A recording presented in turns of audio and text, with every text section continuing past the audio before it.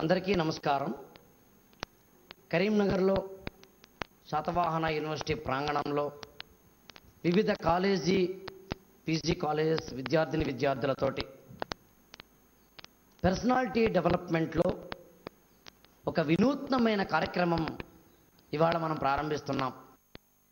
మనిషి పడినప్పుడు ఎదగడానికి, జంతు లక్షణం పోగొట్టుకునే మనిషిలా నిలబడ్డానికి, ఒక ఉదాత్తమైన వ్యక్తిగా స్థిరపడ్డానికి, తాను బతుకుతూ నలుగురిని బతికించడానికి ఉపయోగపడేది వ్యక్తిత్వ వికాసం. కాలేజీ క్యాంపస్ల్లో ఎందుకు మేము ఈ పర్సనాలిటీ డెవలప్మెంట్ ట్రైనింగ్ ప్రోగ్రామ్స్ని పెడతామంటే, మీకు లెక్చరర్లని గౌరవించడం తెలిస్తే, మీ విద్యా వ్యవస్థని గౌరవించడం తెలిస్తే, మీ తల్లిదండ్రులను గౌరవించడం తెలిస్తే ఆటోమేటిక్గా మీకు మీ యొక్క ఇంటర్వ్యూ బోర్డులో ఉన్న వాళ్ళని గౌరవించడం తెలుస్తుంది. వాళ్ళని గౌరవిస్తే మంచి మార్కులు వస్తాయి. అప్పుడు మీ యొక్క కంపెనీలో మేనేజ్మెంట్ని లేదా గవర్నమెంట్ సెక్టార్ అయితే గవర్నమెంట్ ఆఫీసర్ని గౌరవించడం తెలుస్తుంది. అప్పుడు మీకు మీ యొక్క కెరీర్ డెవలప్మెంట్ ఈజీ అవుతుంది. కాబట్టి నిత్య జీవితంలో ఉపయోగపడేది వ్యక్తిత్వ వికాసము, జీవన వికాసం. అలాంటి ఈ ప్రోగ్రాంకి మీరు కొన్ని ప్రశ్నలు నన్ను వేయండి, నేను వాటికి సమాధానాలు చెప్తాను. వాటి అంతటినీ సంశ్లేషణం చేస్తే, అంటే సింథసిస్ అంటాం, చేస్తే ఒక అందమైన క్యాప్సుల్ అవ్వాలి, ఒక అందమైన గుళిక కావాలి, ఒక అందమైన అద్భుతమైన విద్యా విధానానికి ఉపయోగపడే ఒక అదనపు కోర్సు కావాలి. మనం అందించే ఈ ప్రశ్నల్లోంచి సమాధానాలు వచ్చే కంటెంట్ రేపన్న రోజున ఏ కాలేజీలో అయినా, ఏ విద్యా ప్రాంగణంలో అయినా ఉపయోగపడే మహోన్నతమైన అవకాశంగా ఉండే కోర్సులా అనిపించగలగాలి.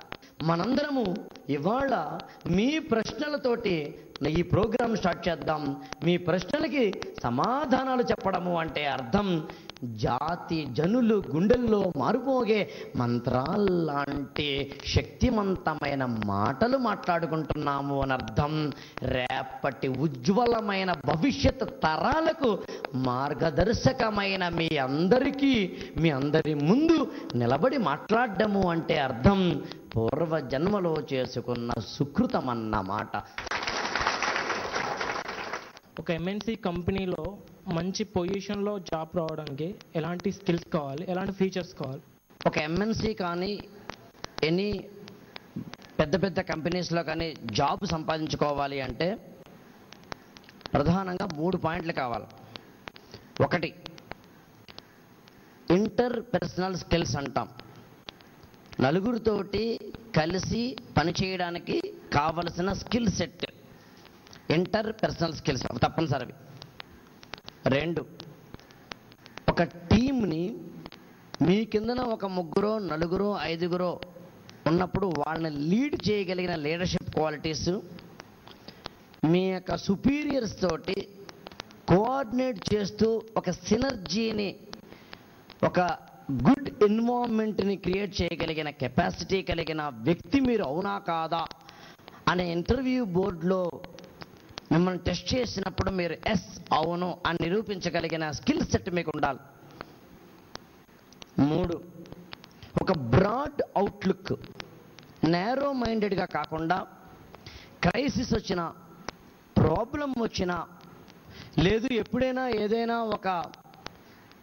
ఒక న్యూ ఛాలెంజ్ని ఫేస్ చేయాల్సి వచ్చినా ఎస్ ఈ క్యాండిడేట్ దాన్ని ఫేస్ చేయగలడు, దానికి సిద్ధంగా ఉన్నాడు అని అనిపించుకునే పర్సనాలిటీ ఉండాలి. ఈ 3తో పాటు అఫ్కోర్స్ రిక్వైర్డ్ నాలెడ్జ్, అంటే ఏ జాబ్కి అయితే మీరు వెళ్తున్నారో దాని రిక్వైర్డ్ జాబ్, అది ఎంబీఏ అయితే ఎంబీఏ బేస్డ్, ఎంసీఏ అయితే ఎంసీఏ బేస్డ్, ఎంఎస్సీ అయితే MSc based, what ever it may be. కాబట్టి ఇవి తప్పనిసరిగా ఉండాలి. ఇప్పుడు ఎగ్జామ్స్ 1 మంత్ ముందు నుంచి ప్రిపేర్ అయ్యామనుకో సార్, ఎగ్జామ్స్ వచ్చేసరికి అది డిలేట్ అయిపోతున్నాయి మైండ్లోంచి. బిఫోర్ నైట్ చదివింది మాత్రమే గుర్తుండిపోతుంది. ఆ విధంగా డిలేట్ కాకుండా మన మైండ్లోనే ఉంచేటట్టు ఎక్కువ కాలం జ్ఞాపక శక్తి ఉంచడానికి తీసుకోవాల్సిన జాగ్రత్తలు చెప్తారు. సినిమా థియేటర్లో కూర్చున్నప్పుడు 3 గంటల పాటు కూర్చున్నా, 4 గంటల పాటు కూర్చున్నా మనం ఎక్కడ స్ట్రెయిన్ అవ్వం. మీరు గమనించారో లేదో, క్లాస్ రూమ్లో అరగంట కూర్చుంటే స్ట్రెయిన్ అవుతాం. ఎప్పుడైతే మన బ్రెయిన్ లాజికల్ ఎనాలిసిస్ మీద ఉంటుందో, ఎప్పుడైతే మన బ్రెయిన్ ఒక లెర్నింగ్ ప్రాసెస్లో ఉంటుందో అప్పుడు మన బ్రెయిన్ స్ట్రెయిన్ అవుతుంది. అదేవిధంగా మనం చదివేటప్పుడు తీసుకోవాల్సిన కొన్ని జాగ్రత్తలు, ప్రధానంగా 3 జాగ్రత్తలు ఉంటాయి. ఒకటి, మీరు ఎప్పుడైనా ఒక రూమ్లో కూర్చొని చదువుతున్నప్పుడు ఆ రూమ్ ఎన్విరాన్మెంట్ ఎలా ఉందో చూసుకోండి. ఏ రోజునైతే మీరు ఒక డర్టీ ఎన్విరాన్మెంట్లో కూర్చొని పక్కన అమ్మేమో మాట్లాడుతూ ఉంటుంది, ఈ పక్కనేమో టీవీ మోగుతూ ఉంటుంది, ఈ పక్కన తమ్ముడు వాళ్ళు ఏదో ఆడుకుంటూ ఉంటారు, ఆ పక్కన చెల్ల ఏమో సెల్ ఫోన్లో ఎవరితో గుసగుసలతో మాట్లాడుతూ ఉంటుంది, ఇన్నిటి మధ్య నువ్వు కనుక చదవడం మొదలు పెడితే నీ కాన్సన్ట్రేషన్ అంతా అన్నిటి మించి సాగి నీ దగ్గరికి వస్తుంది. కాబట్టి 20% మాత్రమే నువ్వు చదువుతావు. అందుకని చదివేటప్పుడు ఒక క్లోజ్డ్ రూమ్లో కొద్దిగా వెంటిలేషన్ బాగుండి ఆక్సిజన్ లోపలికి వచ్చే రూమ్లో ఒక ఎన్విరాన్మెంట్ ప్లెజెంట్గా ఉన్న చోట కూర్చొని చదవండి. అది అలవాటు చేసుకోండి. కొంతమందికి పడుకుని చదవడం అలవాటు ఉంటుంది. కొంతమందికి పుస్తకాలు ఇలా పెట్టి చదువుతారు, కొంతమంది పుస్తకాలు ఇలా పెట్టి చదువుతారు, కొంతమంది ఇలా పడుకు చదువుతారు, కొంతమంది నడుస్తూ చదువుతారు, కొంతమంది ఇంటి పైన నడుస్తూ పుస్తకం కాకుండా ఎవరెవరు ఏం చేస్తున్నారు అని చూస్తూ చదువుతారు. ఇన్ని నాన్ సెన్స్ డీవియేషన్స్తో చదివితే అది ఎందుకు వస్తుంది? కాబట్టి అలా డీవియేషన్స్ లేని ఒక ఎన్విరాన్మెంట్లో కూర్చోండి. ఇది ఎక్స్టర్నల్ ఎన్విరాన్మెంట్కి సంబంధించింది. వాట్ అబౌట్ ఇంటర్నల్ ఎన్విరాన్మెంట్ అంటే మన మనసు లోపల. చదువుకునే ముందు, బుక్ ఓపెన్ చేయడానికన్నా ముందు మీరు మీ మైండ్ తోటి ఒక మాట మాట్లాడండి. మనసుతోటి లేదా మెదడుతోటి, నేను ఇప్పుడు ఒక 1 అవర్ చదవబోతున్నాను. ఈ 1 అవర్ నేను చదవడానికి నేను చదువుతున్నది రేపొద్దున తిరిగి ఎగ్జామినేషన్లో రీప్రొడ్యూస్ చేసేందుకు చదువుతున్నాను. 1 అవర్ పాటు చదివే ఈ మొత్తం మ్యాటర్ అంతా, కంటెంట్ అంతా నేను మళ్ళీ రీప్రొడ్యూస్ చేస్తాను, రీప్రొడ్యూస్ చేసేందుకు చదువుతున్నాను అని ఒక కాషన్ ఇచ్చి చదవడం మొదలు పెట్టండి. ఇంకా 3వ సజెషన్ చాలా ఇంపార్టెంట్. చాలామంది చదువుతారంతే. అలా కాకుండా వీలైతే ఇంత చిన్న బుక్ మీద కానీ, చిన్న పీస్ ఆఫ్ పేపర్ మీద కానీ చదివింది పాయింట్స్ నోట్ చేసుకోండి. మీరు మామూలుగా భోజనం చేస్తున్నారు, లేదా ఎవరితో ఫ్రెండ్తో మాట్లాడుతున్నారు. భోజనం చేస్తున్నప్పుడు ఈ పీస్ ఆఫ్ పేపర్ని జేబులో పెట్టుకోండి. భోజనం చేస్తున్నారు మీరు భోజనం చేస్తూ ఇందాకన చదివిన, నిన్న చదివిన, మొన్న చదివిన ఒక సబ్జెక్టుకి సంబంధించిన క్వశ్చన్ కావచ్చు, ఆ కంటెంట్కి సంబంధించిన 10 పాయింట్స్ గుర్తు చేసుకునే ప్రయత్నం చేయండి. Taylor scientific management, FW Taylor scientific management ఇచ్చాడు, ఎప్పుడు ఇచ్చాడు, ఏమిటి, మొత్తం పాయింట్స్ అన్ని గుర్తు చేసుకునే ప్రయత్నం చేయండి. ఒక పాయింట్ మర్చిపోతే వెంటనే జేబులో స్లిప్ తీసుకోండి, ఓకే గుడ్ అని మళ్ళీ లోపల పెట్టి మళ్ళీ చదవడం మొదలుపెట్టండి. ఈవెన్ ఫ్రెండ్స్తో మాట్లాడుతున్నప్పుడు కూడా మనం మైండ్లో రివిజన్ చేసుకోవచ్చు. ఆయన ఏదో నాతో మాట్లాడుతున్నారు, ఏంట్రా ఏంటి విషయాలు ఏం చేస్తున్నాను అని అంటారు. ఆయనతో నేను మాట్లాడుతూనే ఉంటాను, కానీ లోపల మాత్రం scientific management, Herbert Simon, decision making, Elton Mayo, human relations అని లోపల ఇంకోటేదో జరుగుతూ ఉంటుంది. సో నించున్నప్పుడు, కూర్చున్నప్పుడు, మాట్లాడుతున్నప్పుడు ఎప్పుడైనా మన లోపల ఎన్వైరన్మెంట్ కనుక ప్యూర్గా ఉండి మనం దాన్ని కనుక రివిజన్ వైపు నడిపిస్తే మనకి ఏది చదివినా గుర్తుండేందుకు అవకాశం ఉంటుంది. Just before you are saying learning process, how learning can change the personality? అత్యంత ప్రాచీనమైన ఆదిమ సమాజాల్లో ఉన్నప్పుడు మనిషి జంతువులా ఉండేవాడు. లెర్నింగ్ ప్రాసెస్తో మాత్రమే ఇవాళ స్టేజ్కి వచ్చాం మనం. ఏదైనా లెర్నింగ్ ప్రాసెస్ ద్వారానే. మామూలుగా ఒక పెద్ద బండ పట్టుకొని, రాయిని పట్టుకొని పరిగెత్తి పరిగెత్తి పరిగెత్తి పరిగెత్తి ఒక జంతువుని చంపి దాని నుంచి మాంసం తీసుకొని తిని బతికే మనిషి ఒక స్టేజ్ వచ్చిన తర్వాత నేనేంటి, ఈ జంతువు వెనకాల పరిగెత్తడం ఏంటి అని ఆలోచించి అలా కాదని బాణం తయారు చేశాడు.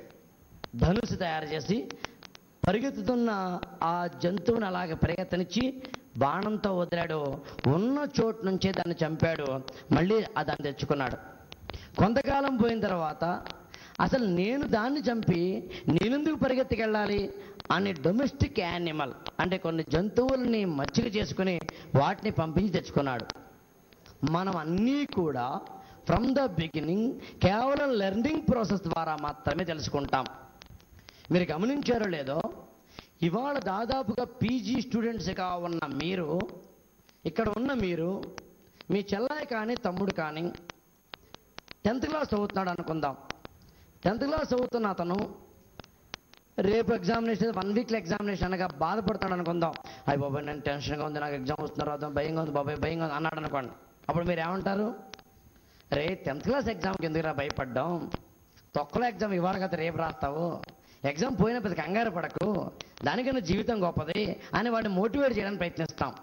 అంటే మనం 10th క్లాస్ స్టేజ్లో ఉన్నప్పుడు మనం భయపడ్డాం, దాని నుంచి దాటిన తర్వాత ఏం నేర్చుకున్నామంటే అంత గొప్ప కష్టమేం కాదు, భయపడాల్సినంత సీనేం లేదు అని. అలాగే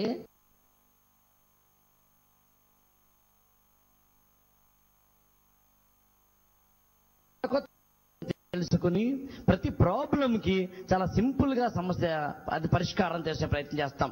అందుకే మన వాళ్ళు ఏమంటారంటే పెద్దల మాట చెద్దన్నం మూట, వాళ్ళ అనుభవంతో చెప్తారు. కాబట్టి ప్రతిదీ లెర్నింగ్ చేసుకోవడం ద్వారా మాత్రమే మన పర్సనాలిటీ చేంజ్ చేసుకోవచ్చు. అది ఏదైనా కావచ్చు. మనం మామూలు రా మెటీరియల్గా పుట్టిన వాళ్ళం మహిమాన్వితమైన వ్యక్తి అవ్వాలి అనుకుంటే కేవలం లెర్నింగ్ ద్వారా మాత్రమే సాధ్యం. స్టేజ్ ఫియర్ని ఎలా ఓవర్కమ్ చేయాలి సార్? స్టేజ్ ఫియర్ అంటే నలుగురు ముందు మాట్లాడటం. ఇట్లాంటి ఒక మీరు ఎప్పుడైనా గుర్తుంచుకోండి, 100 మంది అయినా, 10 మంది అయినా, 50 మంది అయినా, 5 లక్షల మంది ముందైనా మనం మాట్లాడలేకపోవడానికి అంటే స్టేజ్ ఫియర్ ఉండడానికి గల కారణం మనకి తెలియకుండా ఉన్న ప్రాథమికమైన కారణం, ద బేసిక్ రీజన్ ఏంటంటే నాకన్నా వీళ్ళకి ఏదో ఎక్కువ తెలుసు, నేను మాట్లాడిన దాంట్లో వీళ్ళు కానీ తప్పులు పట్టుకుంటారేమోనన్న ఇన్హిబిషన్. అందుకని ఎప్పుడు కూడా స్టేజ్ ఎక్కే ముందు ఏమనుకోవాలంటే నేను పెద్ద పుడింగిని, నేను పెద్ద తోపుని, నేను మహా హీరోని, నేనే చక్రవర్తిని, నన్ను మించిన వాడు లేడు అని స్టేజ్ ఎక్కాలి. అది మొదటి పాయింట్. అది అయితే మనం నిజంగా ఆ స్టేజ్లో ఉన్నామా లేదా భ్రమలో ఉన్నామా అన్నది స్టేజ్ ఎక్కి 2 నిమిషాలు మాట్లాడేది అర్థమైపోతుంది. అందుకేం చెయ్యాలంటే మనం ఎప్పుడైనా ఒక స్టేజ్ మీద నించుబడి మాట్లాడాలి అంటే మనం తప్పనిసరిగా ముందే హోంవర్క్ చేయాలి. అది ఏ టాపిక్ అయినా సరే, అది దేని గురించి అయినా సరే. ఇవాళ నేను మీతో మాట్లాడడానికి 3 రోజులు ప్రిపేర్ అయ్యి ఉన్నాను.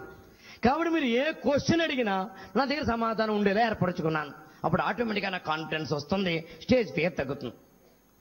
అలా కాదు, అప్పుడు మీరు ఇంకో డౌట్ అడుగుతారు, సార్ అసలు మాకు అప్పుడు టాపిక్ ఇవ్వలేదండి, అనుకోకుండా మాట్లాడమన్నారు, అప్పుడేం చేయాలి అని. అప్పుడేం చేయాలంటే మన దగ్గర రెడీమేడ్గా కొంత స్టాక్ ఉంచుకోవాలి.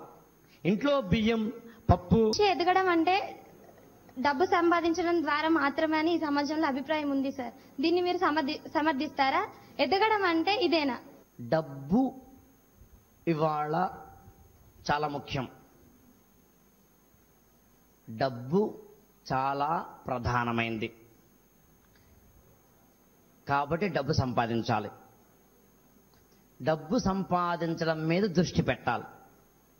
అయితే డబ్బే సంపాదించడం మీద మాత్రం దృష్టి పెట్టకూడదు.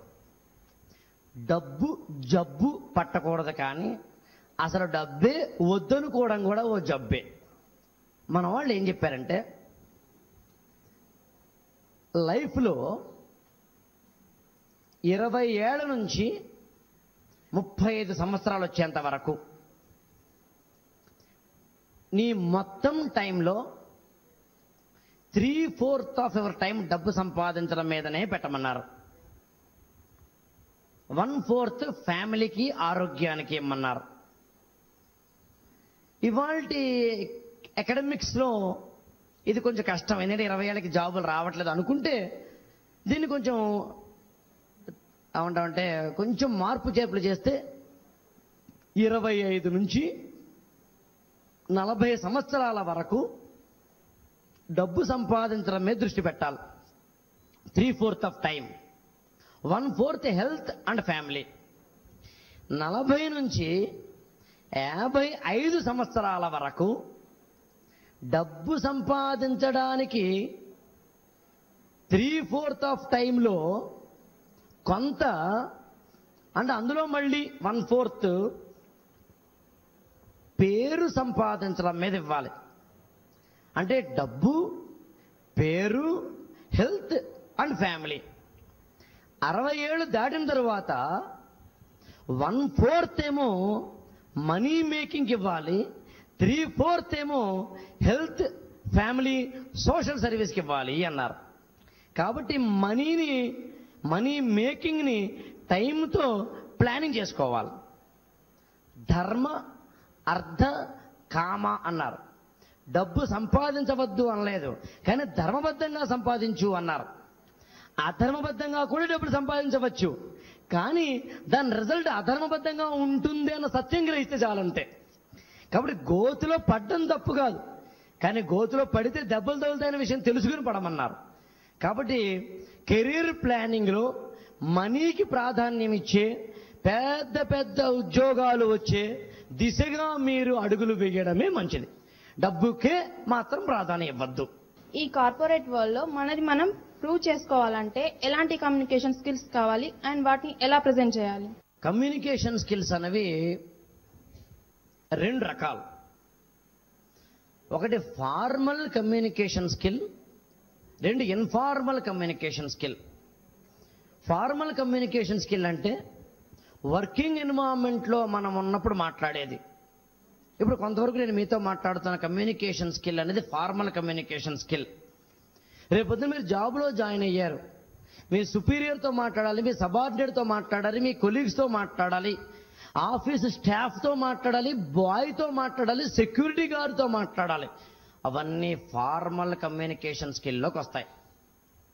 ఇన్ఫార్మల్ కమ్యూనికేషన్ స్కిల్ అంటే వాళ్ళు లేనప్పుడు, ఆఫీస్ ఎన్వైరన్మెంట్ లేనప్పుడు, పర్సనల్ ప్లాట్ఫామ్లో ఫ్రెండ్స్తో కానీ, వైఫ్తో లేదా స్పౌస్తో కానీ, లేదు పేరెంట్స్తో కానీ, లేదు ఇతరత్ర సందర్భాల్లో కానీ, ఆఫీసు కొలీగ్సే అయినా ఇన్ఫార్మల్ సిచ్యుయేషన్స్లో కానీ మనం మాట్లాడేటప్పుడు దాన్ని ఇన్ఫార్మల్ కమ్యూనికేషన్ స్కిల్ అంటారు. ఎప్పుడైనా కమ్యూనికేషన్ స్కిల్కి తప్పనిసరిగా 4 పాయింట్లు కావాలి. 1 క్లారిటీ. మీరు ఎప్పుడు ఎవరితో మాట్లాడినా క్లియర్గా మాట్లాడండి. కొంతమంది ఎలా మాట్లాడతారంటే, ఎక్స్క్యూజ్ మీ, యాక్చువల్గా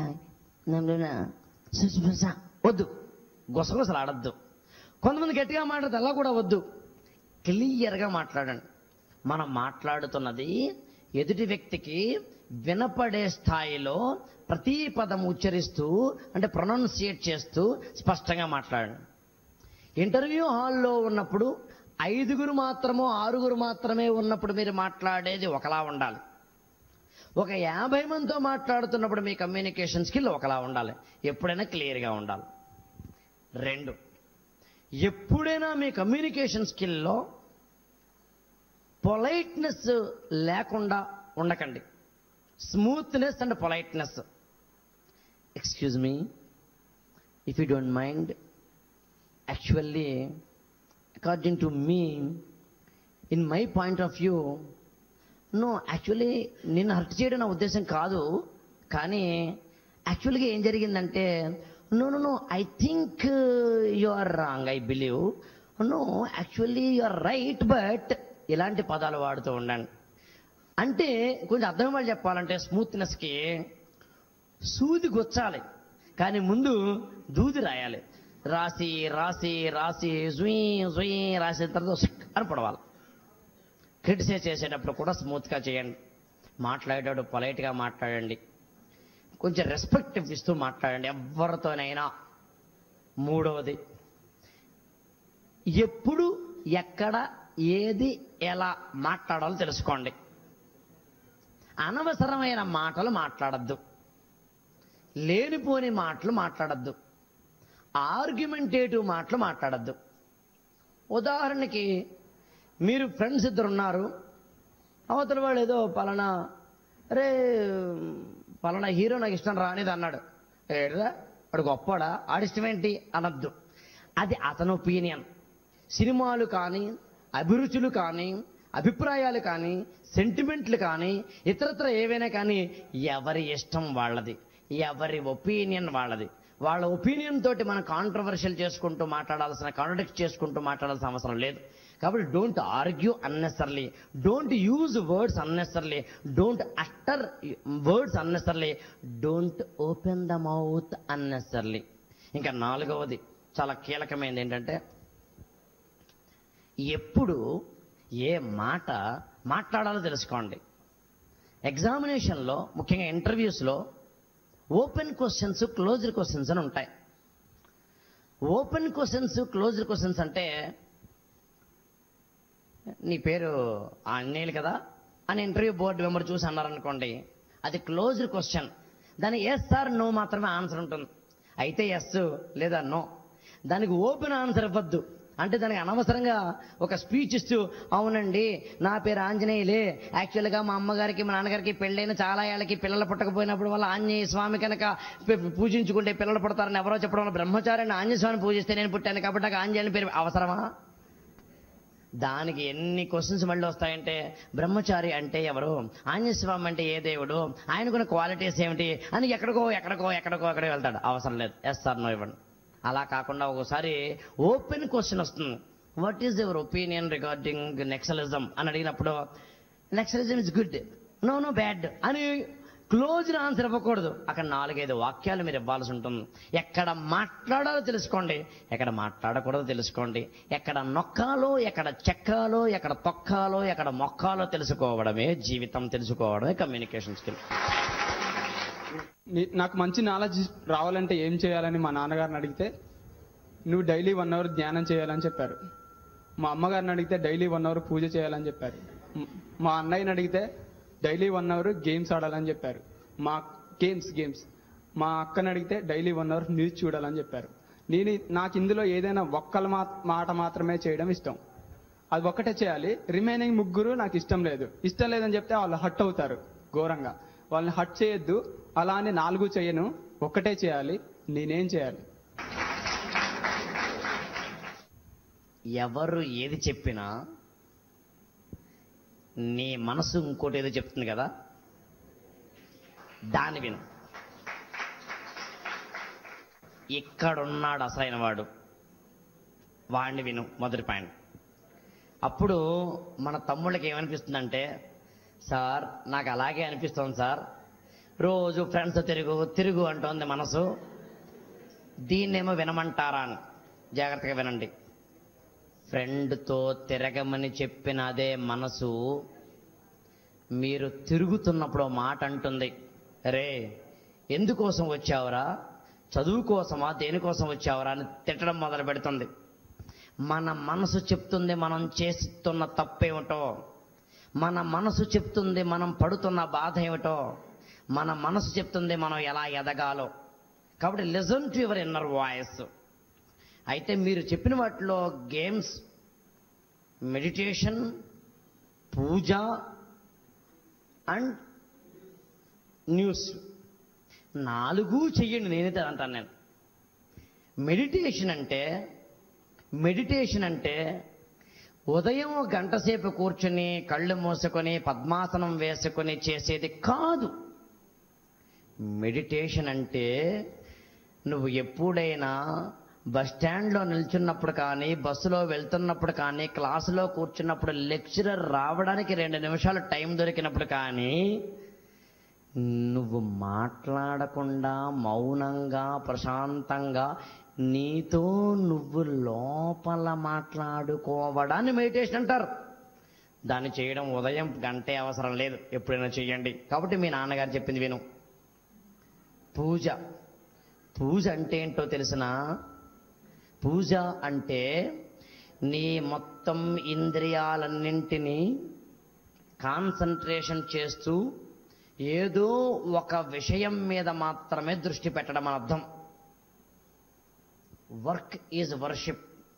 మీరు ఏ పని చేస్తున్నారో అది పూజ, మీరు ఏది చదువుతున్నారో అది దైవం, మీరు ఏది చదువుతున్నారో అది బ్రహ్మ. ఆనందో బ్రహ్మేతి వేసినాత్ అంటుంది తైత్రేయోపనిషత్తు. నీ సకల ఇంద్రియాలన్నీ దేని మీద కాన్సన్ట్రేట్ చేస్తావో అదే దైవం. నువ్వు గుడికి వెళ్ళి పూజ చేస్తూ నీ యొక్క కాన్సన్ట్రేషన్ మాత్రం బయట ఉన్న చెప్పుల మీద, ఎవరొచ్చారు గుడికి, ఎవరొచ్చారు అని దాని మీద సెల్ ఫోన్ మెసేజ్ వచ్చింది అనే దాని మీద పెడితే అది పూజ అవ్వదు. కాబట్టి వర్క్ ఈజ్ వర్షిప్. ఇంకా గేమ్స్, ఫిజికల్గా నువ్వు స్టామినాతో ఉంటేనే మెంటల్గా స్టామినాతో ఉంటావు. భౌతికంగా నీకు శారీరకంగా శక్తి లేనప్పుడు నీరసం ఎప్పుడును. వెళ్దామా రే, ఎక్కడికి, చేద్దామా, తప్పదా. ఫిజికల్ స్టామినా ఉంటే 5 గంటలు కూర్చొని చదువుతావు, అందులో గేమ్స్. ఇంకా న్యూస్ పేపర్, ప్రపంచంలో జరుగుతున్న అనేకమైన సంఘటనల సమాచారాన్ని ఎప్పటికప్పుడు నీ చేతిలో పెట్టే అద్భుతమైన వరదానము వార్తాపత్రిక చదవండి. మైండ్ ఎప్పటికప్పుడు ఫ్రెష్ అవుతుంది. ఇంకా చెప్పాలంటే బుద్ధి వికసిస్తుంది, బ్రెయిన్ డెవలప్ అవుతుంది. సో కాబట్టి నీకు చెప్పిన 4 అద్భుతమైన ఉదాత్తమైనవి చెప్పారు. ఒకళ్ళ ఆత్మశుద్ధికి, ఒకళ్ళ చిత్తశుద్ధికి, ఒకళ్ళేమో మనోశుద్ధికి, ఒకళ్ళేమో మెదడు శుద్ధికి 4 చేద్దాం. సార్, ఇప్పుడున్న జనరేషన్లో ఇంగ్లీష్ వస్తేనే మనిషిలాగా చూస్తున్నారు. సో అలాంటప్పుడు చిన్నప్పటి నుంచి తెలుగు మీడియంలో 10th కానీ ఇంటర్ కానీ డిగ్రీ కానీ చేసి ఎంబీఏలో ఇంగ్లీష్ రాలేకపోవడం, అలాంటప్పుడు కార్పొరేట్ సెక్టర్లో కానీ బ్యాంకింగ్ సెక్టర్లో కానీ డెవలప్ కావాలంటే ఇలాంటి సూచనలు ఇస్తారు? ఇవాల్టి ప్రపంచంలో ఇంగ్లీషు తప్పనిసరిగా వచ్చి తీరాల్సిందే. రూరల్ బ్యాక్గ్రౌండ్ వాళ్ళకి ఇంగ్లీషు మాకు రాదేమో అని భయపడుతూ ఉంటారు. రాదు అనుకుంటే ఏదీ రాదు. అసలు ఇది వచ్చును ఇది రాదు అన్నది ఏమీ ఉండదు, మనం ప్రాక్టీస్ చేయడంలో ఉంటుంది. మీరు ఎప్పుడైనా ముఖ్యంగా కారు కానీ బైక్ కానీ నడుపుతున్నప్పుడు అది నడపడం రాని వాళ్ళు చాలా వింతగా చూస్తారు. అయ్యో బాబాయ్, అయ్యో అద్భుతం, చాలా వింతగా చూస్తారు. మనం చాలా క్యాజువల్గా అనిపిస్తుంది. కానీ నేర్చుకోవడానికి ముందు మనం కూడా చాలా కష్టపడతాం, కింద పడిపోతుంటాం, చాలా కష్టపడుతుంటాం, గేర్ అయిపోయి చేస్తుంటాం, యాక్సిడెంట్ ఒకటి కూడా చేస్తుంటాం. Once you get command it will be easier task for you. అలాగే ఇంగ్లీష్ కూడా డెవలప్ చేసుకోవాలి తప్పదు అని కూడా ఆటోమేటిక్గా వస్తుంది. రూరల్ బ్యాక్గ్రౌండ్ వాళ్ళకి రాకపోవడము, మిగతా వాళ్ళకి రావడం అంటూ ఉండదు. కాకపోతే ప్రాక్టీస్ ఎక్కువ చేయాల్సి రావచ్చేమో తప్ప. ఏ సమయంలో ఈ గ్రూప్స్కి సమయాన్ని కేటాయించాలి, ప్లస్ అర్థమెటిక్ రీజనింగ్ ఇంప్రూవ్మెంట్ ఏ విధంగా చేసుకోవాలి, న్యూస్ పేపర్లో వచ్చినవి ఎంత మేరకు ఉపయోగపడతాయి, స్టూడెంట్ ఉన్న దశలోనే ఈ ప్రభుత్వ పోస్టులు ఏ విధంగా సాధించాలి. ఎనీ కాంపిటేటివ్ ఎగ్జామినేషన్ డిగ్రీ క్వాలిఫికేషన్తో ఉన్నాయి కాబట్టి మీరు పీజీ చేస్తూ దాంతోపాటు కాంపిటేటివ్ ఎగ్జామినేషన్స్కి ప్రిపేర్ అవ్వండి. మీరు నిజంగా ఉదయం నుంచి రాత్రి వరకు, రాత్రి పడుకునేటప్పుడు ఎవరూ లేకుండా లైట్లు ఆర్పేసి, తలుపులు మూసేసి, దుప్పటిలా ముసికేసి మిమ్మల్ని మీరు ఒక ప్రశ్న వేసుకోండి. ఇవాళ ఉదయం లేచినప్పటి నుంచి ఇంతవరకు నేను నా కెరీర్కి ఉపయోగపడే పని ఏదైనా చేశానా, నేను ఒక మనిషిగా బతకడానికి ఉపయోగపడే మంచి పని ఏదైనా చేశానా, నాన్ సెన్స్ పనులు చేశానా? నాన్ సెన్స్ పనులు ఎక్కువ చేసావన్నది రాత్రి కనుక వస్తే మనం తప్పు చేసినట్లు లెక్క. ఆ మరునాడు రాత్రి కూడా అదే ఆన్సర్ వస్తే మనం ఇంకా మారట్లేదు అని అర్థం. నిజంగా చెప్తున్నాను మిత్రమా, మీ వయసులో, మీరు పీజీలు చదువుతున్న వయసులో మిమ్మల్ని కనుక మీ పట్ల మీకు బాధ్యత ఉంటే, మీ పట్ల కనుక మీకు రెస్పాన్సిబిలిటీ, డ్యూటీస్ పట్ల మీకు ఒక కాన్షియస్నెస్ ఉంటే, మీరు పీజీ అయ్యేలోపే గవర్నమెంట్ జాబ్ సంపాదిస్తారు. లాజికల్గా ఆలోచించండి. మీరు పీజీ అయిపోయిన తర్వాత 2 ఏళ్ల తర్వాత, 3 ఏళ్ల తర్వాత, 4 ఏళ్ల తర్వాత కూడా బేవార్స్ బ్యాచ్లా ఉండిపోతే గొప్ప, ఒక డిప్యూటీ కలెక్టర్ గానో, ఒక ఐఏఎస్ ఆఫీసర్ గానో, ఒక ఐపీఎస్ ఆఫీసర్ గానో, ఒక డిప్యూటీ సూపరింటెండెంట్ ఆఫ్ పోలీస్ గానో, ఒక ఆర్టీఓ గానో స్థిరపడితే గొప్ప. ఊహించుకోండి. ఒక్కసారి కనుక రాత్రి పడుకునే ముందు ఊహించుకొని, నేను 5 ఏళ్ల తర్వాత ఒక డిఎస్పీని, ఒక హాయిగా జీప్ ఉంటుంది, ఒక రెడ్ బల్బుతో కారు ఉంటుంది, ఒక బొగ్గ కారు ఉంటుంది, అందులో నేను కూర్చుని ఉంటాను, నా పక్కన 2 సెక్రటరీలు ఉంటారు, ఒక గన్మెన్ ఉంటాడు, నేను అలా వెళ్తూ ఉంటే అందరూ నాకు శాల్యూట్ కొడతారు, వా ఇదిరా జీవితం అంటే అనుకోండి. అప్పుడు మీకు నాన్ సెన్స్ పనులు చేయడం పట్ల ఇంట్రెస్ట్ నెమ్మదిగా తగ్గిపోతుంది. సెల్ ఫోన్లు మానేస్తారు, ఫేస్బుక్ మానేస్తారు, అసలు నాన్ సెన్స్ పనులు చేయరు. అప్పుడు ఇంగ్లీష్ ఇంప్రూవ్ చేసుకుంటారు, కమ్యూనికేషన్ స్కిల్స్ ఇంప్రూవ్ చేసుకుంటారు, రీజనింగ్ ఆర్థమెటిక్ ఇంప్రూవ్ చేసుకుంటారు, న్యూస్ పేపర్లు చదవడం మొదలు పెడతారు, అన్ని ఆటోమేటిక్గా వస్తాయి. Believe that. ఎతకండి, నలుగురికి ఉపాధి కల్పించండి, మీరు వెలగండి, నలుగురి జీవితాల్లో కుటుంబాల్లో దీపాలు వెలిగించండి. నీలోనే ఉన్నాడు ఐఏఎస్ ఆఫీసర్, నీలోనే ఉన్నాడు ఒక ఇన్ఫోసిస్ మేనేజర్, నీలోనే ఉన్నాడు ఒక సాఫ్ట్వేర్ ఇంజనీర్, నీలోనే ఉన్నాడు ఒక ఎంబీఏ పీజీ గ్రాడ్యుయేట్ అరే ఎంబీఏలో ఫస్ట్ ర్యాంకర్, లేదు నీలోనే ఉన్నాడు ఒక మహిమాన్వితమైన వ్యక్తి. ఇటు నుంచి అటు వెళ్లారు సినిమా హీరోల దిగి రాలేదు గణమంతా, మీలోనూ ఉండుంటారు కాబోయే గనులంతా, పైకొస్తే జై కొడతారు అభిమానులై అంతా. ప్రతి ఒక్కరికి లక్ష్యం అనేది ఉంది. చాలా మందికి టైంని ఎలా యూజ్ చేసుకోవాలో తెలియదు. టైంని కరెక్ట్గా యూజ్ చేసుకుని లక్ష్యాన్ని రీచ్ చేసుకోవడానికి మీరు ఇచ్చే సజెషన్స్ ఏంటి? టైంని వినియోగించుకోవడం కొద్దిగా తప్పమ్మా. మీకు కెరీర్ పట్ల రెస్పాన్సిబిలిటీ ఉంటే ఆటోమేటిక్ సెల్ఫ్ డిసిప్లైన్ వస్తుంది, టైం మేనేజ్మెంట్ వస్తుంది. కెరీర్ పట్ల ఎవరికైతే అవగాహన లేదో, రెస్పాన్సిబిలిటీ లేదో వాళ్ళకి టైం మేనేజ్మెంట్ కానీ సెల్ఫ్ డిసిప్లైన్ ఉండదు. దాంట్లో పెట్టమని ఎవరిని అడిగితే పెట్టం మనం. ఎవరు పెడతాడు? తన పట్ల తనకి రెస్పాన్సిబిలిటీ లేనివాడు పెడతాడు. మీరు కూడా అంతే. తప్పు చేస్తున్నారు అంటే మీ పట్ల మీకు రెస్పాన్సిబిలిటీ లేదు, తప్పు చేయటం లేదు అంటే you are a responsible and self discipline person. Simple logic. ఒకవేళ వస్తే ఏ విధమైనటువంటి మార్పులు చేసుకొని మనం ప్రత్యక్ష రాజకీయాలకు రావాల్సినటువంటి అవసరం ఉన్నది? నేటి రాజకీయ నాయకుల ప్రభావానికి లోను కాకండి. నా స్టేట్మెంట్ నెంబర్ 1. రాజకీయ వ్యవస్థల గురించి, ఆర్థిక వ్యవస్థల గురించి మొత్తం నేర్చుకోండి. 2వ పాయింట్, రాజకీయ వ్యవస్థకు సంబంధించినంత వరకు ప్రాక్టికల్గా చూస్తే నైతికతతోటి, క్యారెక్టర్ బిల్డింగ్ తోటి, రాష్ట్ర దేశ ప్రాంత సమస్యల మీద సంపూర్ణమైన అవగాహనతోటి రాజకీయాల్లోకి వెళ్ళండి. ప్రత్యక్ష రాజకీయాల్లోకి వెళ్ళడం చాలా అవసరము, మంచిది. రాజకీయవేత్తగా నాకు ఒకవాడు రాజనీతిజ్ఞుడు. నేను మిమ్మల్ని రాజనీతిజ్ఞుడు స్థాయికి వెళ్ళమని కోరుతున్నాను. ప్రజెంట్ డేస్ లో స్టూడెంట్స్ జాబ్ చేయడం బెటరా, బిజినెస్ చేయడం బెటరా?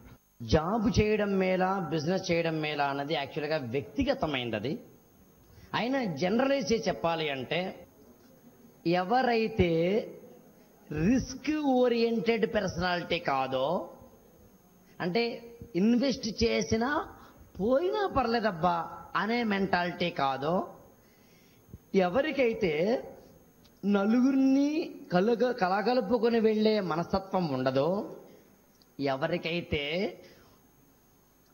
ఇతరుల చేత పని చేయించుకునే స్కిల్స్ ఉండవో వాళ్ళు బిజినెస్లోకి వెళ్ళకపోవడం మంచిది. ఎవరికైతే ఈ స్కిల్స్ ఉంటాయో వాళ్ళు బిజినెస్లో వెళ్ళడం మంచిది. మన దేశంలో ప్రతి ఒక్క రంగంలో డెవలప్ అవుతున్నాం, whether technically, scientifically, financially. So ఇన్ని రంగాలుగా డెవలప్ అవుతూ వరల్డ్లో ఒక ఇన్స్పిరేషన్ లెవెల్లో మనం ఉన్నప్పుడు, so still why India is developing country. ప్రతి ఒక్క student what is ever foreign కల్చర్ని డౌన్లోడ్ చేసుకోవడం జరుగుతుంది, సో ఇంప్లిమెంటేషన్ చేసుకోవడం కూడా జరుగుతుంది.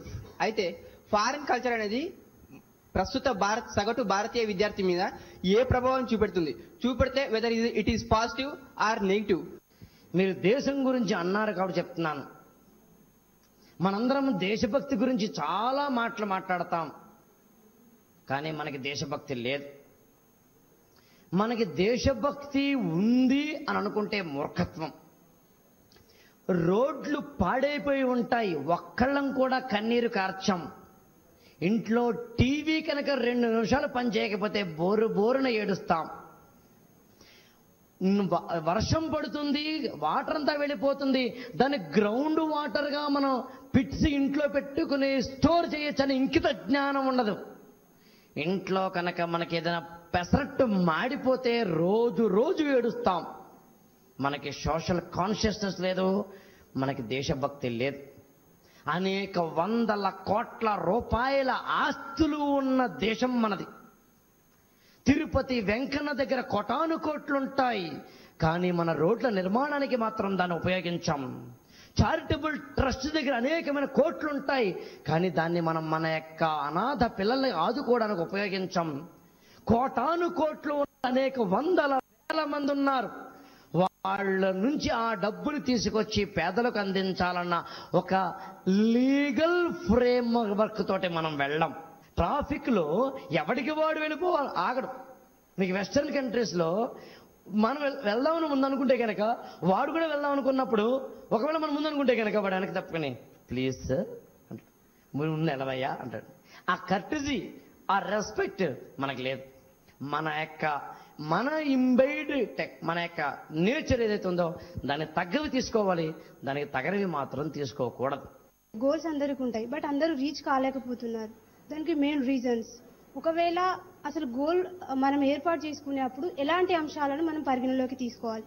అండ్ సెకండ్ థింగ్, ఒకవేళ మనం గోల్ రీచ్ కాలేకపోతే దానికోసం మళ్ళీ మన న్యూ స్పిరిట్ ఎలా ఉండాలి, దానికోసం మీ సూచనలు సార్. గోల్ని మీరు సెట్ చేసుకోవడం అనేది మాత్రం మీ యొక్క పాజిటివ్స్ని నెగిటివ్స్ని బేరీజ్ వేసుకుని దాని ప్రకారం తీసుకోండి. ఒకసారి మీరు గోల్ రీచ్ కాలేకపోతే మాత్రం డిప్రెస్ అవ్వద్దు. ఒక డోరు క్లోజ్ అయ్యింది అంటే ఇంకో డోర్ ఓపెన్ అవుతుందని గుర్తుంచుకోండి.